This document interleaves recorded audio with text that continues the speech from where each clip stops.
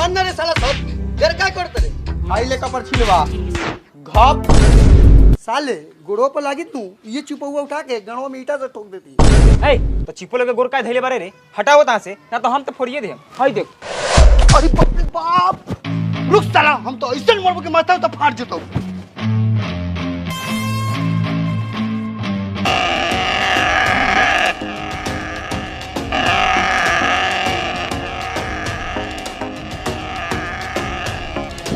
ओ भाई रुको कितना रुपए वाला बर्फ रख ले बारा 8 ना 1 रुपया 2 रुपया भाई बाकी बेचल। हाँ रात भर बर्फ फैक्ट्री में गाड़ लिवाइले आ दिन में बाकी बेचम। ओ काहे से बोलत रहो देखियो बर्फ पैसा न हो ए हट आवला की तो बर्फ गल जाए देखबे कथी पैसा ले खरीद लिए काहे नहीं बोलता रहो देखला से कोनो बर्फ गलल है। पापा पापा आइसक्रीम खाएंगे। ओ तनी हमरा बाबू के वो बढ़िया बर्फ खिया होता मलाई मार के। हेलियो मालिक रे रे रे रे तोरा महतारी के रे देखत नु बरा सरवा के लइका के चलो तनी ओकरा द्वार पर तो ओकरा बाप से बर्फ फगवाओ तनी हरो वो लियो मालिक।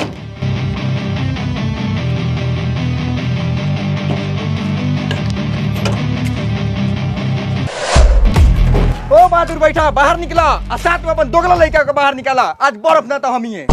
ए कुत्ता लगा क्या चलाता है रे तोरा मुंह में कौन बपला हुआ मुंह में तो हम मुतम तोरा सार लेका बेटा के बर्फ छीन के भागल बा सरवा पैसा दे भला आदमी खानी न तो ठीक ना होई।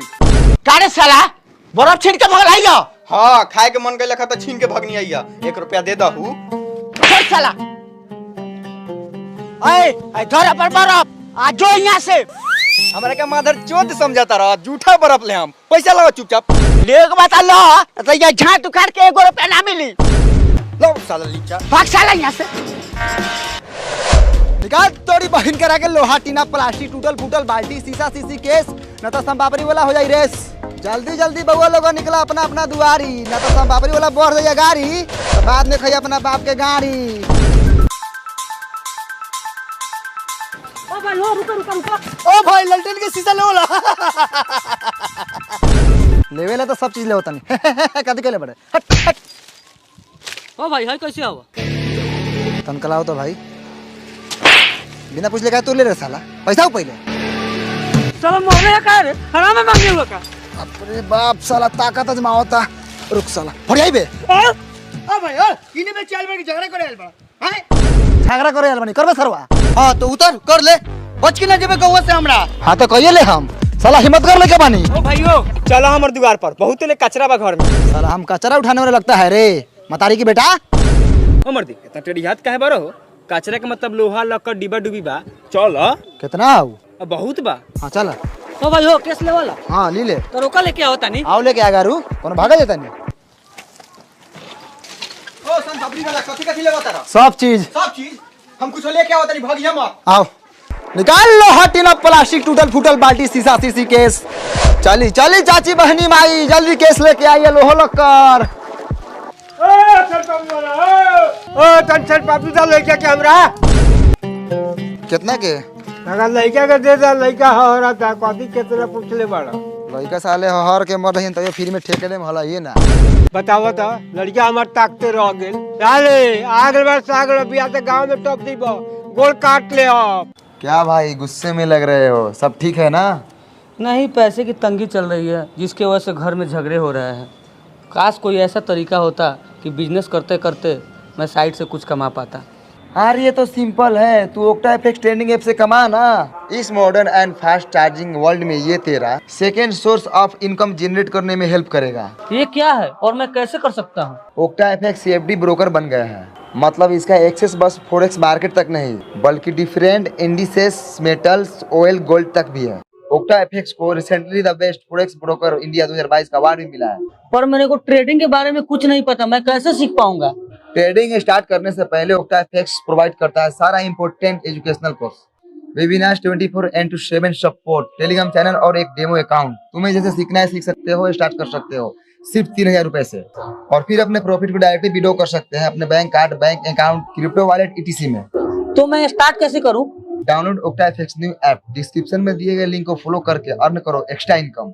यूज करें मेरा प्रोमो कोड मिराज, उससे आपको मिलेगा 5000 USD अपने डेमो अकाउंट में। ए भाई ए जल्दी घर में से लौड़ा लकर निकाल यार, तेरा गांव में फ्री में खाला मुंह और ले लोग। ओ रुका, कैसे किलो लेवा तारा? 12 रुपए। रहेगा ना बिकाई। ए भाई ए 13 रुपए दे बा। ना ना ना ना ना 14। 15 रुपए लेबा। ले आओ साला, ले आओ, 1 रुपया घटिया लगी।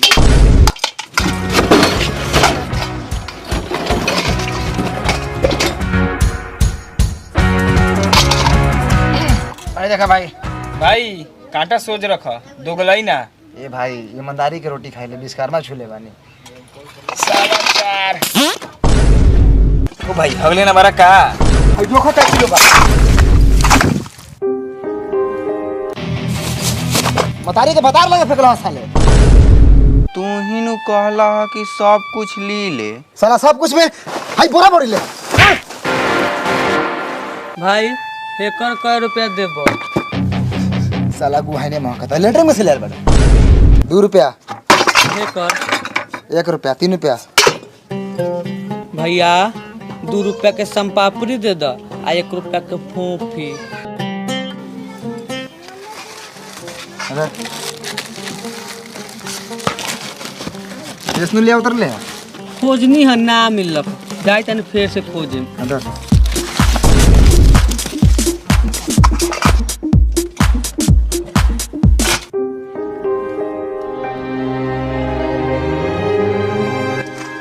देख भाई, 4.25, 4.25, 8.5। 8.5। कर पे देबो। कहाँ से ले ले रे? डिब्बा जानल पहचान लगा था। घर से लेनी है और कहाँ से लेनी है? चोर पूछा तरह का कि तोरा बोरा में से निकाल लेनी है। भाई का संपापड़ी होता हूँ। लाओ तई के लाओ। लाओ भाई 127 रुपया। अंदर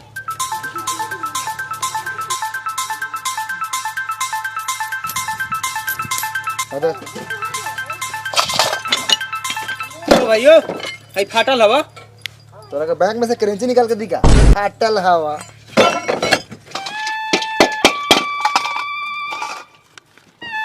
ओ भाई भगिया मत, हम और कुछ लेके आइले। चल चल चल चल चल। निकाल लो हटीना, प्लास्टिक टूटे फूटे बाल्टी सीसी बोतल। अरे आओ लड़का से छूट के संपापड़ी खोल लूट के। चाची कौन बड़े? अरे संपापड़ी कबारी वाला। हम कथी करियो सब पबड़ी वाला बने तो बोल कथी हो? लोहा लक्कर सीसी बोतल बिकाई। बागन पदुआ के बेटा तो चुलिए में जोड़ के जार रखो दे। निकाल लो हटीना, प्लास्टिक टूटल फूटल बाल्टी सीसी बोतल। ओ संपापड़ी वाला रुका। हई लमका कैसे बा? 1 रुपया। आई 10 का। वो 1 रुपया। हई साला सब 1 रुपया। काहे मरले रे साला? तो तू करबे कथी? लार भके त गेवई बारे। ए साला रे, आ रुक रे, साला के बेटा रे।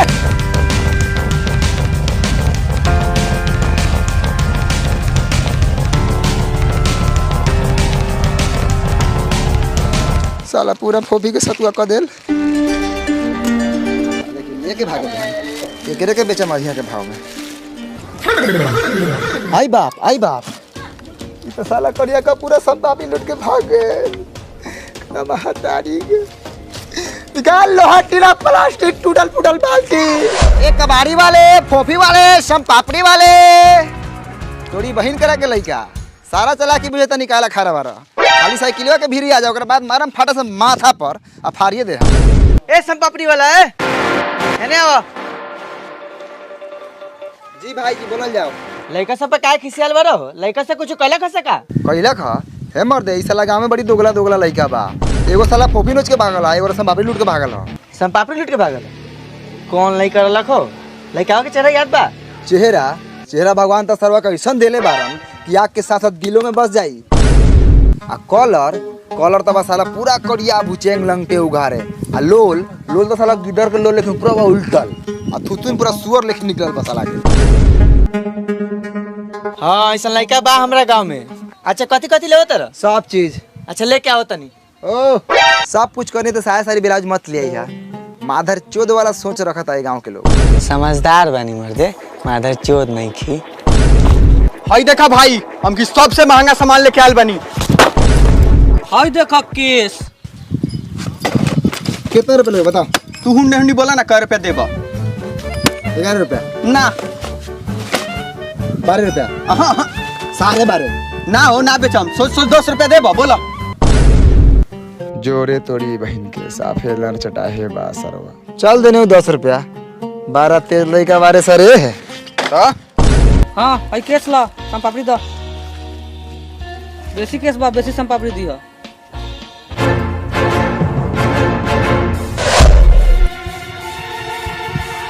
का रे साला ये ऐठा टेर मेरे केस कहाँ से ले ले रे? ऊपर से पाकलो बा। कहाँ से ले नहीं हो? साल भर से पखाना के मौका में जामर रखा हो तहीं से ले नहीं हो। का रे साला हमें सन के संगे केस किनो लगा। अरे रे साला रे तू पहले पैसा दे हमर मुंह पर झाट काहे फेंक ले हो? अधर अधर साला 10 बधर कोनो जान कर ले होगा रे। ओ हमर सम पापड़ी दो। साले का भाई का बोलो खाली झगड़े करत रहत रह। है मर्द है हई सरो हमसे झाट लेके बेची आयल बा। हाँ तो एक निकाज के धंधा बका कितना झट संपापड़ी वाले से खपा दे हमें पाकलो रलवा का। हाँ मर्द आधे हाथ पाकल रखा। ओ मर्दे तोरा कहूं घरे रखे के हो कहीं चला दी हो। साले पैसा है कि गाड़ी के बीच में घुसा के चला दे हम आए। हाँ तो ना चलेबो तो हमर झाट वापस करो हम दूसरा से चला ले हम। हाँ तो धर सरवा तू अपन झाट अब भाग जल्दी यहाँ से ना तो हमारा हम घींच के लात। ओ भाई ओ झमेला छोड़ा बतावा है कर कार पे देबो 75 किस्म के रख ले बरा 3 रुपया मिलता हुआ। ला 3 रुपया ला ले जो कचरा हटा। ओ भाई एकर फोपी देबो। करे साला ओले खाली हाथ है एक बैग हाथ में डिब्बा कहाँ से आवे रे? कहाँ से लेनी है? घर से लेनी है चुतर में कस के। चुत्तर में खोस के ले आवे तन का तो बोला ही कम कर। ज्यादा मत बतिया फोपी आओ फोपी। चलो इधर निकल। एगो देबो। हाँ तक 50 दियो का रे चल निकल। ओ भाई मरिया म सिकरी लियल बानी चांदी के। लाओ साला साले फोपी छीन के भागर रहा बहुत खीस बरल रख धर खो आ मजा मार जो। ऐ साला बताओ पाइप केकरा से बेच लिया? हमरा खेत में पानी पटावे करो रखो वो खेत वाला हमरा मुंह में गरम पानी पटावे तैयारी बा ओकरे से बेचनी है। का रे साला तू कबाड़ किने तारे के लोग के संपत्ति किने तारे?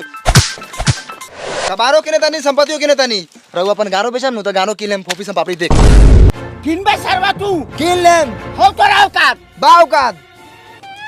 कितना पैसा देबे बबुओ? बुढ़ारी में दोस्तों कोनो काम होता ना होई। भाग मर दे बुढ़ाल टंकी ना खोरबावा बेटवा से पूछे तैयार हवा एक छेनी 20 रुपया। पापा अपना लेकिन हमरा बारे में सोचबो मत करियो यहाँ पाइप लेवे अइला कि पाइप देवे अइला हो हमर 10 रुपया ले भाई पाइप ले जा गोबर की जल छोड़ देल बानी। सरवा रख ले हमर पाइप ऐसा ही पाइप हमर लिखबा है दो को फोफी लाओ। अरे चल बेटा चल। सरवा सब के सब घाटे लगावत तो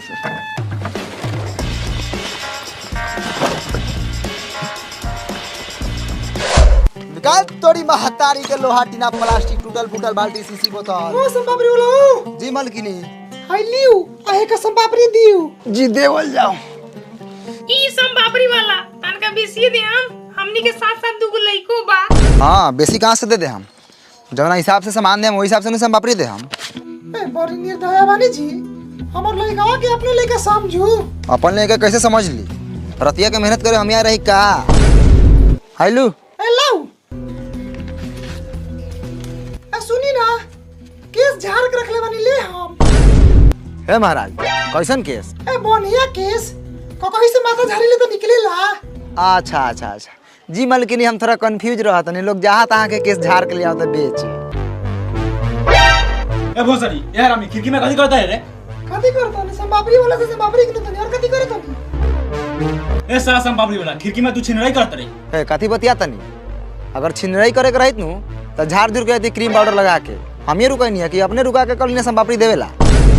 रे साला तू लोहा लगा पीछे से लेके आगे से। हम पिछारू से ना ली ले अगारू से ली ले आई द्वार पे आई। आओ केने गेला हो निकला दरबार से काती झोकराई ने बतिया तरला हो। झोकराई ने तू कथी खिड़की में किनत बेचत रहा हो? है तोरे दुनु भौजाई ने रुका लोग संपापड़ी किनेला। तू तमी से बोला वो में एगो बहिनो बा हमर। अच्छा कोनो बात नहीं है काती बेचे के हवा लोहा कौना भाव में लेवत तोरा? चल सरवा सिकरी बेचबे तो हम किनहो लखा मुंह में लाम धासी। कर सरवा एकरा से सिकरी बेच ले हो ये सारा सिकरी लेके एगो फोपी देला का कहो चांदी के सिक्की लेके तुम्हें लड़का के फोपी दिला हो दिलवा तो लेनी हा कोनो फ्री में फोपी ले लेवा हा ना ना ना एमे तोहर कोनो गलती नहीं के ई सरवा त एगो लड़का बा आ तू साले फोपी चांदी के सिक्की फोपी चांदी के सिक्की फोपी नानी बतानी के साले साला बेच ले दाम लेनी हा फिर साले बोलते बड़ा सिक्की वापस कर दे जान से मार दे हम हमारा ना से तो एक जाना है ये अपन सिकरी धर हमू मरावा आ कद हमर फोपी वापस करेला फोपी काहे रे साला लेके दही पापा हो फोफिया का के तो होग देनी साले झूठ बोलबा इतना जल्दी एक पैकेट फोपी खा जेबा हाँ तो एक पैकेट फोफिया दे ना बता दिले कैसे खत्म करे हां आवा ना खत्म कर दा बतारी के बता रहे हवा अब ज्यादा बोला तारा जितना देर सिकरी रखले रहा ओकरा बदले में कटा गेल बा चल साला फोफी खाई है सन पापड़ी खाई चल साला सिकरी बदल के फोफी खाई है साला केकर मुंह देखले बानी आज के दिने खराब बा बोलो भाई कथी बेचबा कुछ ना बेचम आगे बढ़ साला चोर चुहार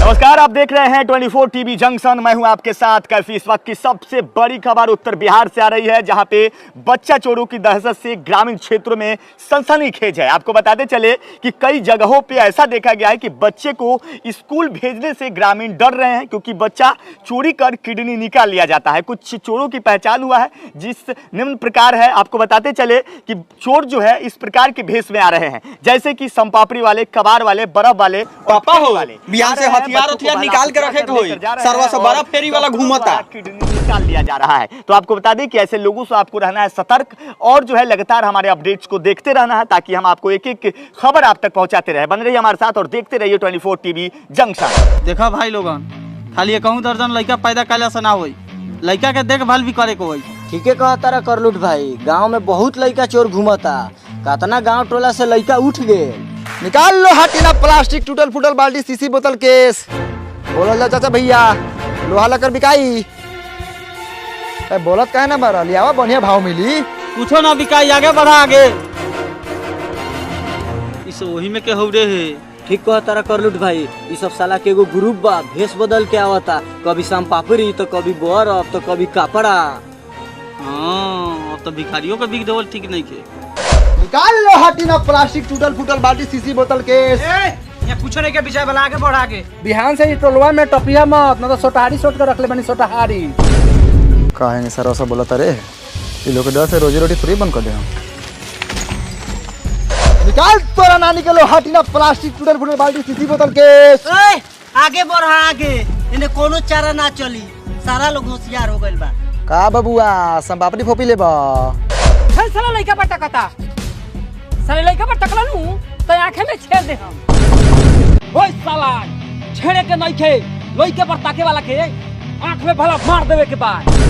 भाग रे सरवा, काहेला तक बोलै के परे कि आंख में छेड़बे या भाला मरबे।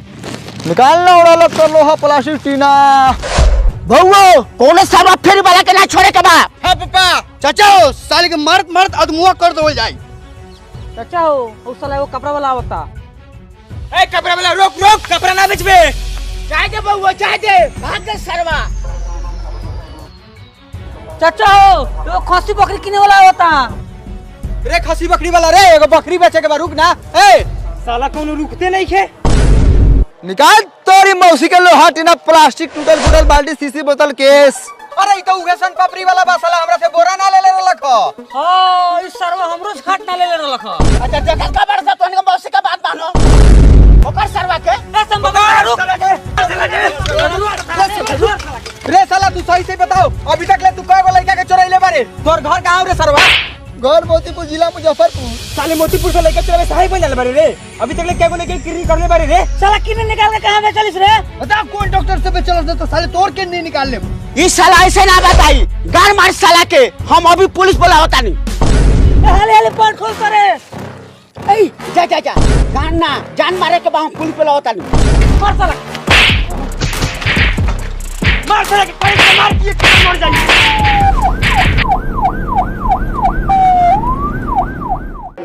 नमस्कार, एक बार फिर से स्वागत है आप सभी का 24 टीवी जंक्शन पे। मैं हूं आपके साथ कैफी। तो आपको बता दें कि बच्चा चोरी के आरोप में बेगुनाह लगातार पिटाते जा रहे हैं। आपको ऐसा ही एक मामला दिखाएंगे। सबसे अधिक ऐसा मामला ग्रामीण क्षेत्रों में देखा जा रहा है। एक शख्स है जिसे हम अभी जेल से बेल करवा कर लाए हैं। इन्हीं से इनकी जुबानी सुनते हैं कि आखिरकार इनको ग्रामीणों द्वारा कितना पिटाई लगा था, क्योंकि ये देखने में तो बहुत शरीफ लगते हैं, सोमपापड़ी बेचते हैं, लेकिन बेगुनाह है। इन्हें ग्रामीण कितना पीटा, सीधा आप हमारे दर्शक को बताइए क्या कुछ पिटाई में लगा है आपको। भैया जी, ओकनी के महातारी के, ओकनी के नानी के ये न्यूज चैनल है, आप अपनी बातों को अच्छे ढंग से दर्शक तक रख सकते हैं, सरकार तक रख सकते हैं, क्योंकि ये न्यूज चैनल है। न्यूज चैनल तो हम कथी करो? बोरी मार मारा है सरवा, हम नहीं डरता है किसी से। साला मोतीपुर में भिड़ा जाएगा तो कुटी कुटी काट देंगे साला को। देखिए कितना बदतमीज आदमी है। हम जानते हैं कि ये बेगुनाह है। ए कैमरामैन, इसे फिर से जेल में डालो और बंद करो camera. Download octa FX new app, description में दिए गए लिंक को फॉलो करके अर्न करो एक्स्ट्रा इनकम। यूज करें मेरा प्रोमो कोड मिराज, उससे आपको मिलेगा 5000 USD अपने डेमो अकाउंट में।